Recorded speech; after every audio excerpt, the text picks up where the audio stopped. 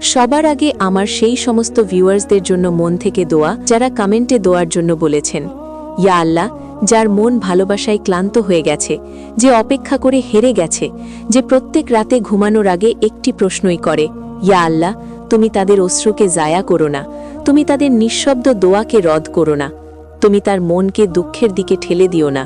ইয়া আল্লাহ, যার ভালোবাসা পবিত্র, যার ভালোবাসা সত্য, যার নিয়তে কোনো ভুল নেই, যদি সেই ভালোবাসা তার হকে উত্তম হয় তো ইয়া আল্লাহ সেটাকে সহজের সাথে সম্মানের সাথে নিকাহ পর্যন্ত পৌঁছে দাও। আর যদি সেই ভালোবাসা তার হকে উত্তম নয় তো তার মনকে এমন শান্তি দান করো কি সে অভিযোগের বদলে তোমার রেজাতে রাজি হয়ে যায়। ইয়া রাব্বুল আলামিন, আমাদের সকলের দোয়াকে কবুল করে নাও, আমাদের তাকদীরের বন্ধ দরজাকে খুলে দাও, আর আমাকে সেটা দান করো যেটা আমাদের জন্য উত্তম হয়, তাতে যেটা ইচ্ছা হোক বা না হোক। আমিন ইয়া রাব্বুল আলামিন। সবাই কমেন্টে আমিন অবশ্যই লিখুন, হতেও পারে আপনার আমিন কারো দোয়া কবুলের জারিয়া হয়ে যায়। আসসালামু আলাইকুম ওয়া রাহমাতুল্লাহি ওয়া বারাকাতুহু। আমার প্রিয় ভাই ও বোনেরা, আজ আমি এক এমন বিষয় নিয়ে আলোচনা করতে চলেছি যা সকল মনের কোনায় কোনায় বসে রয়েছে। সেই প্রশ্ন যা রাতের ঘুম কেড়ে নেয়, সেই খেয়াল যার দিন রাত পেরেশান করতে থাকে। শুনুন তো একবার, কি কবে আমার সম্পর্ক ঠিক হবে? কবে সেই মানুষ মিলবে যে আমার জীবনকে পুরা করে দেবে? যে মানুষ আমার মনের এতটা কাছে, মনে হয় সে কি সত্যিকার আমার নসিবে লেখা রয়েছে, না এটা শুধু একটি খেয়াল যেটা ভাঙতে প্রস্তুত রয়েছে? প্রত্যেকবার মনে হয় কি সব ঠিক হয়ে যাবে, আমার মনে হয় সম্পর্ক যেন ঠিক হতে চলেছে, কিন্তু হঠাৎ কেন সেই সমস্ত কিছু থমকে যায়? কেন সেই ফোন আসে না? কেন সেই মেসেজের জবাব মিলে না? এই প্রশ্ন শুধু আপনার নয়, সমস্ত সেই মানুষদের যারা জীবনের এই পথে দাঁড়িয়ে রয়েছে, বিয়ের অপেক্ষায়, সম্পর্কের তালাশে, না হলে কোনো ভেঙে যাওয়া স্বপ্নের কষ্টে। কিন্তু আজ আমরা আল্লাহর রহমতে তাদের এই প্রশ্নের জবাব খুঁজব। আমরা বুঝব কি আল্লাহর কুদরতি সিস্টেম, আল্লাহর সেই কামাল তন্ত্র যা মানুষকে একে অপরের সাথে কিভাবে জুড়ে দেয়, কিভাবে একদম সেই জায়গায় পৌঁছে দেন যেখানে তার নসিব লেখা থাকে। মনে রাখবেন, সম্পর্ক শুধু দুটি মানুষের মিলন নয়, এটা দুটি কিসমতের মিলন, দুটি জীবনের ইজাফা। আর এই মিলন লিখেন কে? শুধু আল্লাহ। তিনি যিনি গাছ থেকে পাতা পড়ার আগে মুহূর্তটাকে জানেন, সে যে প্রত্যেকটা মনের অস্থিরতাকে গুনেন। আজ আমরা এই রহস্যকেই খুলব, আর আশা করছি আপনার মনে শান্তি মিলবে। তো চলুন এই সফরকে শুরু করা যাক। সবার আগে চলুন কোরআনের আলোতে উকি মারি।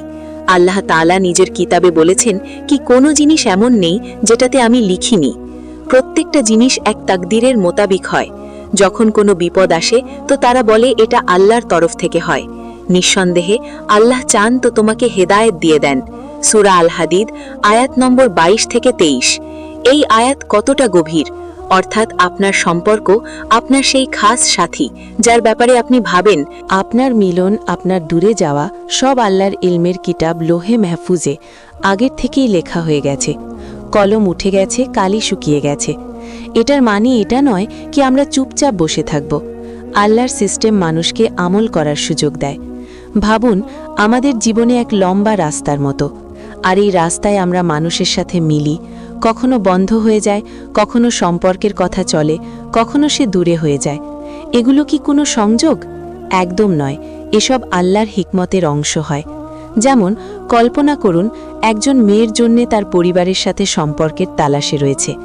একটি সম্পর্ক আছে, কথাবার্তা চলে, মন লাগে, কিন্তু হঠাৎ সেই সম্পর্ক ভেঙে যায়, কষ্ট হয়, অশ্রু বইতে থাকে। কিন্তু আল্লাহর সিস্টেমে এই ভাঙা একটি নতুন জীবনের প্রথম ধাপ হয়। এই কষ্টের পরে এক নতুন পথ মেলে, হয়তো কোনো ফ্যামিলি প্রোগ্রামে বা অনলাইন কোনো গ্রুপে, আর সেখানে সে নিজের আসল নসিবের সাথে মেলে।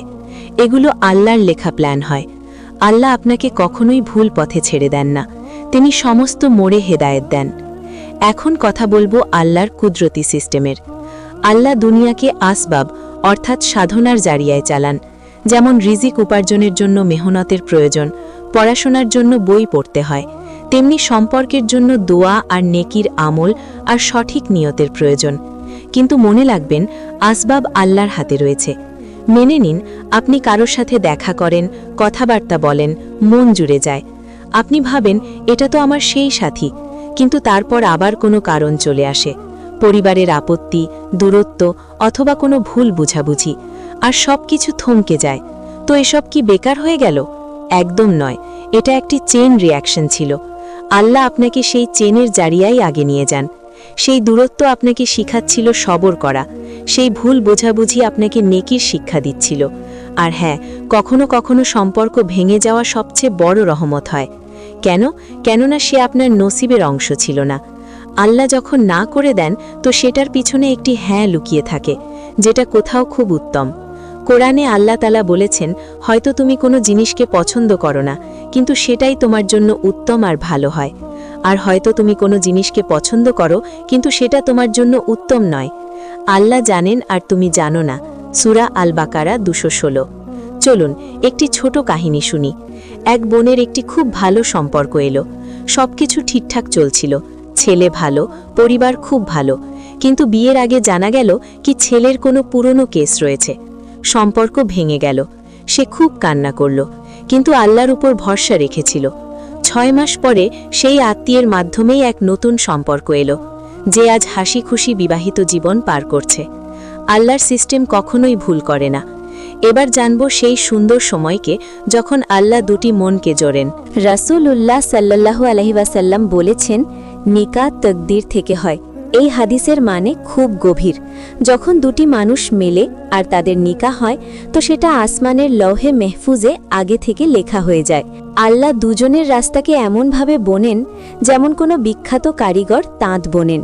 তাতে সেই দুজন মানুষ দুনিয়ার দুটি কোণে থাকুক, তাতে হোক একজন আমেরিকাতে থাক আর অন্য একজন ভারতে, কিন্তু আল্লাহর সিস্টেম এমন হয় কি তাদের রাস্তা একদিন এক হয়ে যায়।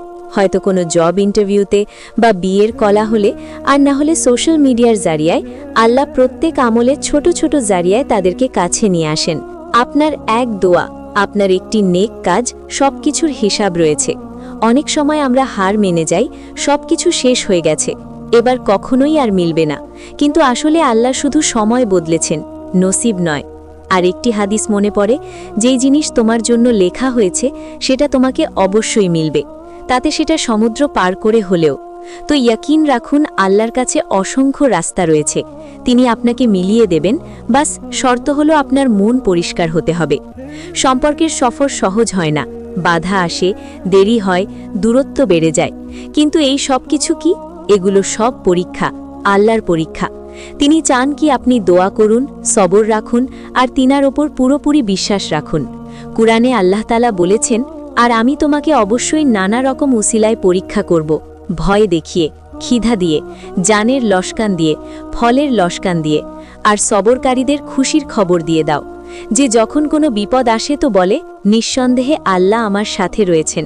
সেই মানুষদের উপরেই আল্লাহর রহমত আর বরকত নাজিল হয়, আর তারাই হেদায়েত পাবে। সূরা আল বাকারা 155 থেকে 157। অর্থাৎ আপনার সম্পর্কে যে বাধা রয়েছে, যেমন মেসেজ না আসা, সেই ফোনের না ওঠা, পরিবারের না করে দেওয়া, এ সব কিছু তোমার ঈমানের পরীক্ষা হয়। আল্লাহ দেখছেন কি তুমি বিপদের মধ্যেও কি দোয়া করা ভুলে যাও না। আরও অনেক জোরে ডাকো। যখন তুমি সময় নষ্ট কষ্টে বলো, ইন্না লিল্লাহি ওয়া ইন্না লিল্লাহি রাজিউন, তো আল্লাহর ফেরেশতা তখন আপনার জন্য দোয়া লেখেন। আর সবরের পুরস্কার আল্লাহ নিজের আস্থা বানিয়ে দেন। হজরত ইউসুফ আলাইহিসসালামের কাহিনী মনে করুন, জেল থেকে রাজমহল পর্যন্ত সফর, সবরের কারণে। আপনার সম্পর্কের সফরও তেমনই হয়, বাস হার মানা যাবে না। দোয়া হলো এমন জাদু যেটা আল্লাহ আমাদের দিয়েছেন। দোয়া শুধু শব্দ নয়, এটা তকদির পর্যন্ত পৌঁছানোর সোজা রাস্তা হয়। যখন আপনি দোয়া মনের গভীরতা থেকে করেন, তো সেটা আসমানকে হিলিয়ে দেয়। রাসূলুল্লাহ সাল্লাল্লাহু আলাইহি ওয়াসাল্লাম বলেছেন, দোয়া ইবাদতের মগজ হয়, আর আল্লাহর তরফ থেকে ওয়াদা কি সেটাকে কবুল করা হবে। হাদিস তিরমিজি। আরেকটি হাদিস, কিছুই তাকদীরকে বদলাতে পারে না দোয়া ছাড়া। আহমদ। তো যদি আপনার সম্পর্কের মধ্যেও বাধা রয়েছে, তো দোয়া দিয়ে তাকে ভাঙুন। প্রত্যেক দিন তাহাজ্জুদ পড়ুন, সূরা ইয়াসিন পড়ুন, আর আল্লাহর কাছে চান, আর তার সাথে নিজের আমলও পরিষ্কার রাখুন। কারো মনে কষ্ট দেবেন না, নেকির পথে চলুন। কেননা পরিষ্কার মনের মানুষ আল্লাহর জন্য সবচেয়ে ভালোবাসার হয়, আর তাদের জন্য আমি বরকতের দরজা খুলে যায়। একটি যুক্তি, প্রত্যেক দোয়ার পরে শুকরিয়া আদায় করুন। আল্লাহর কাছে শুকরিয়া করুন সেই জিনিসের জন্য যেগুলো আপনার কাছে রয়েছে। এক শুকরিয়া আপনার জীবনকে বদলে দেবে। আমার প্রিয় ভিউয়ার্স, যদি এখনও আপনার সম্পর্ক ঠিক হয়নি আর আপনি ভাবছেন কি সব কিছু শেষ হয়ে গেছে, তো দয়া করে হেরে যাবেন না, ঘাবড়াবেন না। আপনার সম্পর্ক আগের থেকেই লেখা হয়ে গেছে, এক এমন সম্পর্ক যেটা আপনার জন্য সবচেয়ে উত্তম হবে। আর আল্লাহর কুদরতি সিস্টেম, আল্লাহর সেই পারফেক্ট সেটা একদম আপনাকে তার কাছে পৌঁছে দেবে। তাতে যেটা যত থাক না কেন, ভেঙে চুরমার হয়ে যাক, তবুও আপনার কাছে সেই সম্পর্ক ফিরে আসবে। ভেঙে যাওয়া স্বপ্নকে পার করে, অশ্রু নদীকে পার করে। আপনার কাজ শুধু দোয়াকে নিজের হাতিয়ার বানান, সবরকে নিজের সাথে, আর আল্লাহর উপর একিনকে নিজের তাবিজ। যখন সঠিক সময় হবে, আর সে অবশ্যই আসবে, তখন আপনি পিছনে ঘুরে দেখবেন আর বলবেন, আলহামদুলিল্লাহ, সবকিছু ঠিকঠাকই হয়েছে। প্রত্যেক কষ্ট, প্রত্যেক বাধা, প্রত্যেক বিপদ, সমস্ত কিছু আমাকে এই খুশি পর্যন্ত পৌঁছানোর জন্য ছিল। আল্লাহ আমাদের সকলকে সেই সম্পর্ক দান করুক যেটা আমাদের জীবনকে জান্নাত বানিয়ে দেবে। আমিন ইয়া রাব্বুল আলামিন। কমেন্টে সকলে আমিন লিখে দেবেন। আর চ্যানেলে যারা নতুন, চ্যানেলটিকে সাবস্ক্রাইব করে পাশে থাকবেন। খোদা হাফেজ।